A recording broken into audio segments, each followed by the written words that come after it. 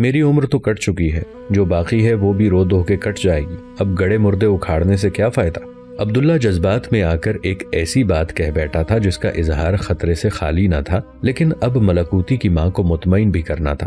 وہ ملکوتی کی نظروں میں بھی نہیں گرنا چاہتا تھا۔ اگر وہ بات ٹالنے کی کوشش کرتا تو اس پہلی ہی ملاقات میں اس کے وقار کے مجروح ہو جانے کا خطرہ بھی تھا۔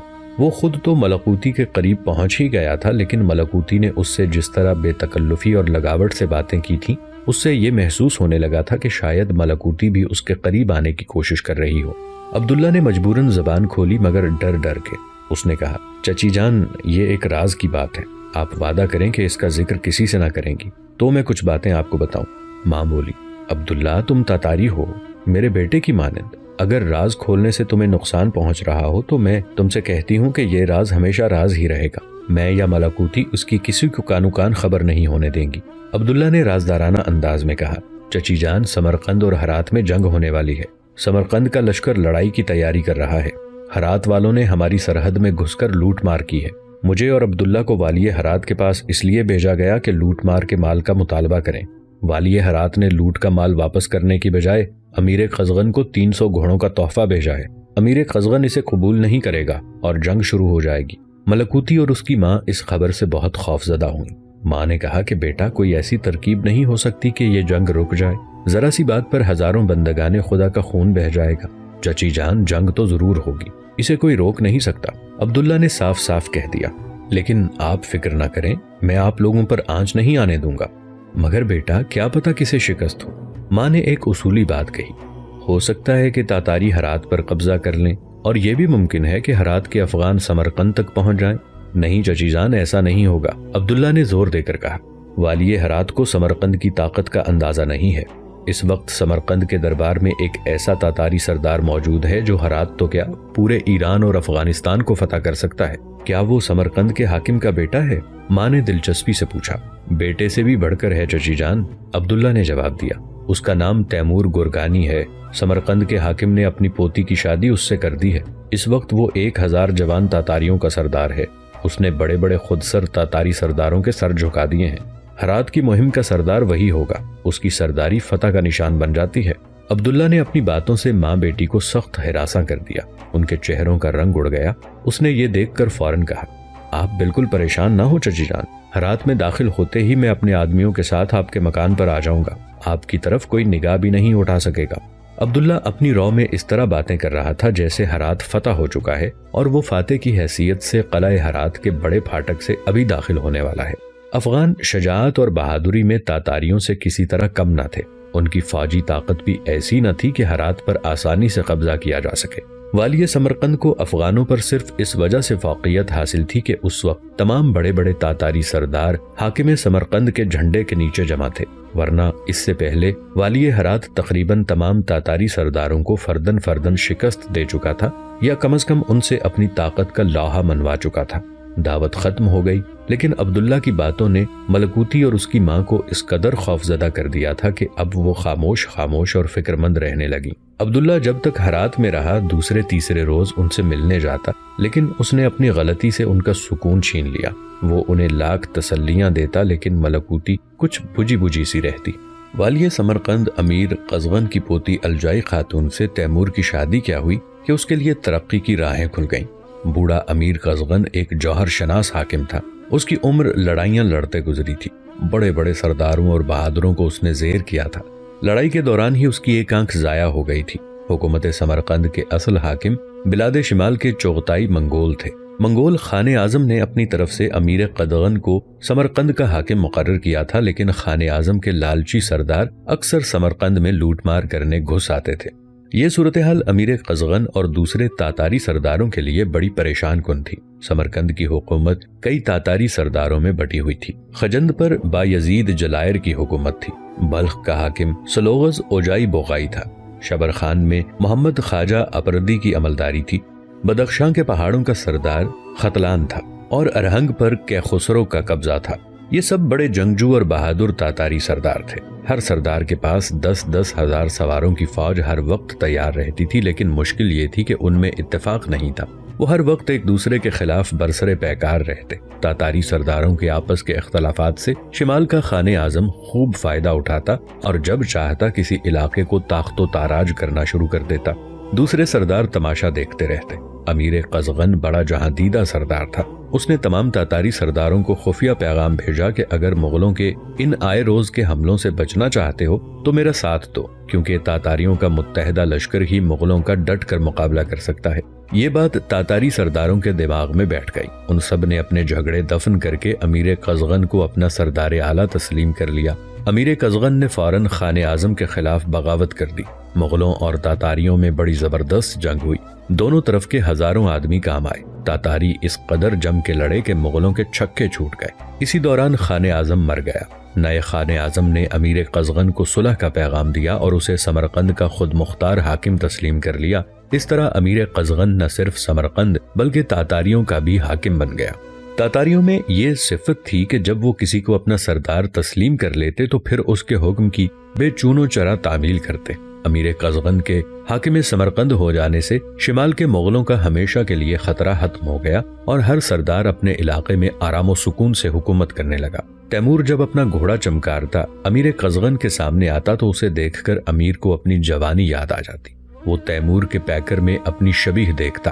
امیر قزغن نے جلد ہی محسوس کر لیا کہ اس نے اپنی پوتی الجائی خاتون کے لیے نہ صرف ایک بہترین شوہر منتخب کیا ہے بلکہ یہ منجلا نوجوان مستقبل کا ایک درخشندہ ستارہ ہے، اور اگر یہ بہک نہ گیا تو دنیا میں ضرور نام پیدا کرے گا۔ امیر قزغن نے تیمور کو پہلے چھوٹی چھوٹی لڑائیوں میں آزمایا۔ تیمور نے جلد ہی خود کو اس کا اہل ثابت کر دیا۔ امیر قزغن نے اس کی شجاعت سے متاثر ہو کر اسے مینک باشی یعنی 1000 سواروں کا کرنل بنا دیا۔ تیمور کے لیے یہ پہلا اہم اعزاز تھا۔ ہزاروں بہادروں کی موجودگی میں اس اعزاز کے پانے پر سب نے اسے مبارکباد دی، لیکن اس نے 2 زبردست دشمن بھی پیدا کر لیے۔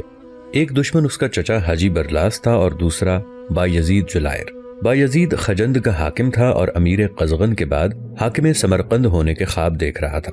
امیر قزغن کا عزیز ہونے کی وجہ سے وہ خود کو حکومت کا حقدار سمجھتا تھا۔ تیمور اپنے دونوں دشمنوں کو خوب جانتا تھا مگر مصلحتاً خاموش رہتا۔ یہ دونوں تیمور کی شادی میں بھی شریک نہ ہوئے۔ تیمور کو اللہ نے جب چاند سا بیٹا دیا تو قصر سفید مہمانوں سے بھر گیا۔ قصر سفید ایک قدیم ایرانی قلعہ تھا اور تیمور کے باپ طراغائی خان کے قبضے میں تھا۔ تیمور نے اس شکستہ قلعے کے ایک حصے میں اپنے لیے ایک گھر تعمیر کر لیا تھا جسے لڑائیوں میں حاصل ہونے والے بہترین قالینوں اور طلائی ظروف سے آراستہ کیا گیا تھا۔ تیمور نے بیٹے کی پیدائش پر دل کھول کر خرچ کیا اور خوب جشن منایا۔ جشن کا تمام انتظام اس کے غلام عبداللہ کے سپرد تھا۔ عبداللہ نے اتنے سلیقے سے انتظام کیا کہ لوگ اش اش کر اٹھے۔ تیمور نے بڑے چھوٹے تمام سرداروں کو دعوت دی۔ سب نے اس ضیافت اور جشن میں شرکت کی سوائے اس کے چچا حاجی برلاس اور بایزید جلائر کے۔ جشن کے دن قصر سفید میں میلہ سا لگ گیا۔ تاتاری سرداروں نے تیمور کے بیٹے کو حسب توفیق تحائف دیے۔ شہر شہر کے کھلونے، بالنے، کپڑے، بستر، تحفوں کا انبار لگ گیا۔ تحفے قیمتی بھی تھے اور معمولی قیمت کے بھی۔ تیمور کو ان کی قیمت کی فکر نہ تھی۔ وہ تو ان تحفوں کے پیچھے چھپے ہوئے تاتاریوں کے اس خلوص کو دیکھ رہا تھا جو ان کے دل میں مینک پاشی تیمور کے لیے پیدا ہو گیا تھا۔ عصر اور مغرب کے درمیان نومولود بچے کو تیمور اپنی گود میں لیے باہر آیا۔ تاتاری سرداروں نے تیمور کے سر پر تلواروں کی قوس سی بنا دی۔ یہ تلواروں کا سایہ تھا۔ اس سائے میں تیمور بچے کو لے کر مولانا زین الدین کے پاس آیا اور بچہ ان کی گود میں دے دیا۔ مولانا نے بسم اللہ کہہ کر اس کے کان میں اذان دی اور دعا کے لیے ہاتھ اٹھائے۔ تمام حاضرین نے آمین کہہ کر اس میں شرکت کی۔ مولانا نے نومولود کا نام جہانگیر رکھا۔ تاتاری باوجود اکھڑ اور جاہل ہونے کے نماز کے بڑے پابند تھے۔ تیمور تو بچپن ہی سے نماز کا سختی سے پابند تھا۔ نماز مغرب کے بعد ضیافت شروع ہوئی۔ مسلمان کہیں کا ہو، گوشت اس کی مرغوب غذا ہے۔ بنے ہوئے گوشت کے تھال محفل میں آتے اور خالی ہوتے رہے۔ پرندوں اور شکار کیے ہوئے جانوروں کا گوشت بھی تھا، لیکن پہاڑی بکروں کا گوشت زیادہ کھایا گیا۔ بکروں کی علائش نکال کر انہیں مسلم بریاں کیا گیا۔ ان کے پیٹ میں طرح طرح کے میوے بھرے گئے۔ گوشت اس کثرت سے کھایا گیا کہ بظاہر اس کے بھوک کی کوئی گنجائش نہ تھی، لیکن تاتاری ضیافت میں یہ کھانے کا پہلا دور کہلاتا تھا۔ دوسرا دور شروع ہوا تو تھالوں اور سینیوں میں گھوڑے کے پٹھوں کے کباب لائے گئے۔ اس کے ساتھ جو کی موٹی موٹی روٹیاں تھیں جن پر شہد لگایا گیا تھا۔ اسے آج کل کی سویٹ ڈش بھی کہا جا سکتا ہے۔ تاہم اس دور میں بھی بڑھ چڑھ کر سب نے حصہ لیا اور اس قدر کھایا کہ ان کے لیے بیٹھنا دشوار ہو گیا۔ مغربی مورخوں نے تاتاریوں کی ضیافتوں میں بے دھڑک شراب کا بھی ذکر کیا ہے، جو ان کی ذہنی پستی اور تعصب کی دلیل ہے۔ بھلا جن محفلوں میں مولانا زین الدین جیسے بزرگ شریک ہوں، وہاں شراب کا دور کیسے چل سکتا تھا؟ لیکن یورپی مورخ مسلمانوں کی کردار کشی کا کوئی موقع ہاتھ سے نہیں جانے دیتے اور بغیر کسی سند یا ثبوت کے ان پر الزام تراشی کرتے نظر آتے ہیں۔ قندیلیں شام ہوتے ہی روشن کر دی گئی تھیں۔ قصر سفید کے چپے چپے پر قندیلیں آویزاں تھیں۔ در و دیوار اور درختوں کی شاخوں پر دور دور تک قندیلیں لٹکتی نظر آتی اور یوں محسوس ہوتا تھا جیسے آسمان کی کہکشاں زمین پر اتر آئی ہے۔ کھانے کے بعد تاتاری مہمان خیموں، قالینوں اور سبززار پر دراز ہو گئے اور داستان گو نے داستانیں سنانا شروع کر دیں۔ یہ داستانیں تاتاریوں کے آباء و اجداد کے مربوط اور غیر مربوط قصے تھے جنہیں داستان گو دھن اور لے کے ساتھ گاتے تھے۔ ہر قصہ خان کے ہاتھ میں تاروں کا بنا ہوا چھتارا ہوتا تھا جو ان کی آواز میں شامل ہو کر ایک عجیب سا سما پیدا کر دیتا تھا۔ ہر چند کے یہ داستانیں ان کی سنی ہوئی ہوتی، لیکن ہر بار انہیں اس میں ایک نیا مزہ آتا اور وہ جھوم جھوم اٹھتے۔ یہ جشن بچے کی پیدائش کے چھٹے دن منعقد ہوا تھا۔ اس رات تیمور کی بیوی الجائی خاتون، جو خاتون آغا کے لقب سے یاد کی جاتی تھی، کو دوبارہ دلہن بنایا گیا۔ مشتاؤں نے اسے سجا بنا کر چوتھی کی دلہن بنا دیا۔ نصف شب گزرنے کے بعد الجائی خاتون مہمانوں کو سلام کرنے کے لیے محفل میں آئی۔ اس کی کنیز خاص لال تری گود میں ننھے جہانگیر کو لیے اس کے ساتھ چل رہی تھی۔ بزرگ تاتاریوں نے الجائی خاتون کے سر پر ہاتھ پھیر کر جہانگیر کو درازی عمر کی دعائیں دیں۔ دوسرے تاتاری سرداروں نے ان پر سیم و زر کی بارش کی۔ والی سمرقند امیر قزغن جنوبی علاقوں میں شکار کھیل رہا تھا، اس لیے وہ اس جشن میں شریک نہ ہو سکا۔ امیر قزغن اپنا زیادہ وقت سیر و شکار میں ہی صرف کرتا۔ تیمور کے مل جانے سے ملکی معاملات میں بڑی آسانی ہو گئی تھی۔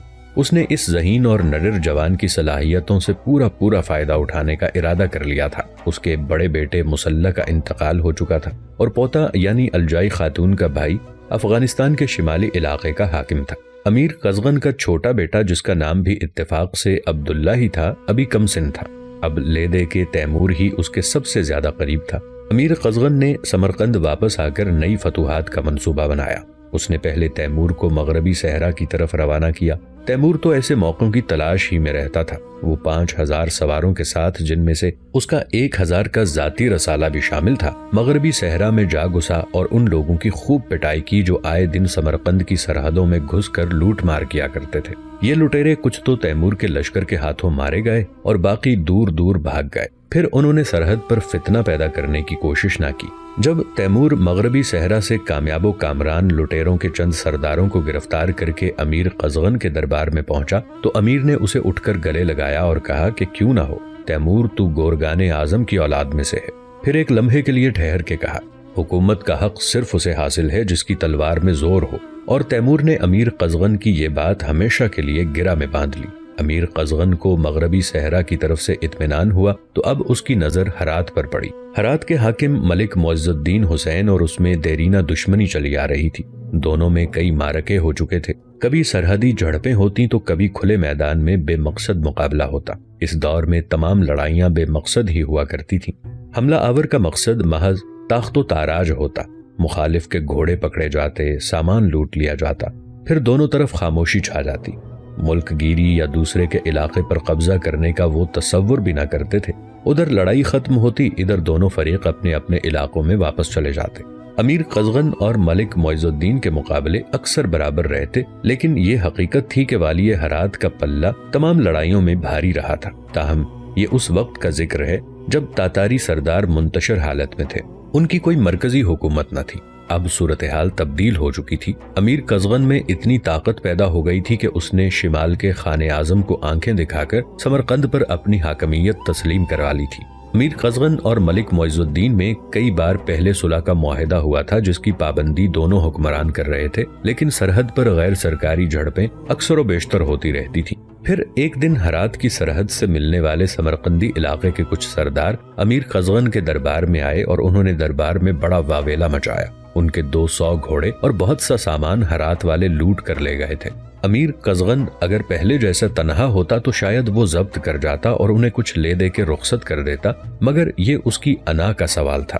والی ہرات کتنا ہی مضبوط سہی، لیکن امیر قزغن بہر صورت اب اس سے بہت زیادہ طاقتور تھا۔ امیر قزغن نے فریادیوں کو مہمان خانے میں ٹھہرایا اور اپنے چند خاص سرداروں کو مشورے کے لیے طلب کیا۔ ایک ہفتے کے اندر سب بڑے بڑے سردار سمرقند پہنچ گئے۔ اس اچانک طلبی پر سب ہی حیران تھے۔ سمرقند پہنچ کے انہیں اس کی تو بھنک پڑ گئی تھی کہ والی ہرات نے کچھ شرارت کی ہے، لیکن تفصیل انہی کی زبانی معلوم ہوئی۔ امیر قزغن نے بڑے باروب لہجے میں اپنے سرداروں کو مخاطب کیا۔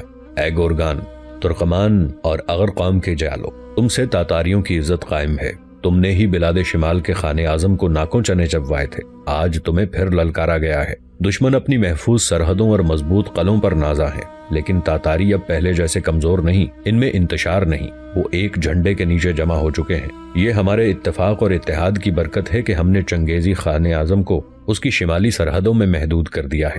ہم آنکھ اٹھانے والے کی آنکھ پھوڑ سکتے ہیں، ہاتھ اٹھانے والے کے ہاتھ توڑ سکتے ہیں۔ امیر قزغن نے اپنی پرجوش تقریر ختم کی، اپنے سرداروں کے چہروں کا ایک طائرانہ جائزہ لیا اور نظریں نیچی کر کے ان کے رد عمل کا انتظار کرنے لگا۔ امیر کی اس تقریر پر تاتاری سرداروں نے شدید ولولہ انگیز رد عمل کا اظہار کیا۔ علاقہ سرپول کے سردار امیر خطر یسوری نے کھڑے ہو کر تلوار ہوا میں لہرائی اور گرج کر بولا، امیر قزغن، ہمیں دشمن کا نام بتائیں، ہم اس کے سر کا نذرانہ امیر کی خدمت میں پیش کرنا چاہتے ہیں۔ بدخشاں کے سردار نے اور زیادہ سخت رویہ اختیار کیا۔ اس نے کہا، ہم دشمن کا سر ہی نہیں لائیں گے، بلکہ اس کے علاقے کو اس طرح پامال کریں گے کہ آبادیوں کا نام و نشان مٹ جائے گا۔ تیمور بھلا کیوں پیچھے رہتا؟ اس نے کہا، میرا خیال ہے کہ امیر کا اشارہ ملک معز الدین حسین والی ہرات کی طرف ہے۔ اس کے لشکری ہماری سرحدوں میں داخل ہو کے اکثر لوٹ مار کرتے رہتے ہیں۔ اگر میرا خیال درست ہے تو مجھے اجازت دی جائے، میں اسے گرفتار کر کے پابجولہ دربار سمرقند میں لاؤں، تاکہ دنیا دیکھ سکے کہ حاکم سمرقند سے گستاخی کرنے والوں کا کیا انجام ہوتا ہے۔ امیر قزغن نے اطمینان کا سانس لیا اور بولا، ہاں میرے بہادر سرداروں، والی ہرات کی حرکتیں حد سے زیادہ بگڑ گئی ہیں۔ ہماری سرحدی بستیاں اس کے لشکریوں کے ظلم و ستم کا نشانہ بن رہی ہیں۔ علاقہ شبر خان کا سردار محمد خواجہ بڑا جوشیلا تھا، چیخ کر بولا کہ ہرات کو تاراج کرنے کا پروانہ میرے نام لکھا جائے۔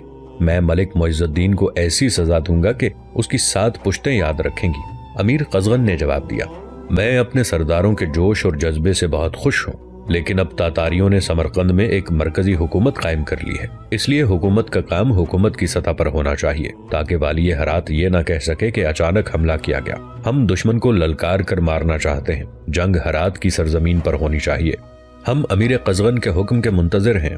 کئی سرداروں نے یہ جملہ بیک وقت ادا کیا۔ امیر قزغن نے اپنے تیار کردہ منصوبے سے پردہ اٹھاتے ہوئے کہا، کئی سال پہلے ہم نے ہرات سے صلح کا معاہدہ کر لیا تھا۔